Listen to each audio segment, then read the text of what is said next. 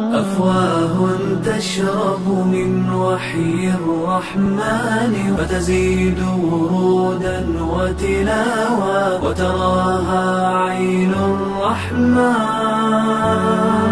ogeysiis muhiima dhammaan bulshada ku dhaqan magaalada Kismaayo ee deegaanada Jubbaland waxaa la ogeysiinayaa in tartankii Quraan Kariimka ee sanadlaha ahaa la qaban doono. Isdiiwaangelintuna waxay bilaabanaysaa 15 Shacbaan 1440 Hijriga waafaqsan 20 Abriil 2019 miilaadiga. waxayna isdiiwaangelintu ka socotaa xafiiska mu'assasatul ummah ee ku yaalo isgooska golol dhabarka dambe ee Dawaa Hotel. waxayna dhamaanaysaa 25 Shacbaan 1440 Hijriga waafaqsan 30 Abriil 2019 miilaadiga. fariintan waxay idinka imaanaysaa madaxa dacwada mu'assasatul ummah ee dacwada horumarinta bulshada deegaanada Jubbaland. waxay faahfaahinayaan waxaad kala xiriir kartaa lambarada kala ah eber 656 ama eber 656 haddaba bulshada waa inaan hore u gaarnaa xafiiska isdiiwaangelintu ka socoto ee mu'assasatul ummah ee ku yaalo isgooska golol dhabarka dambe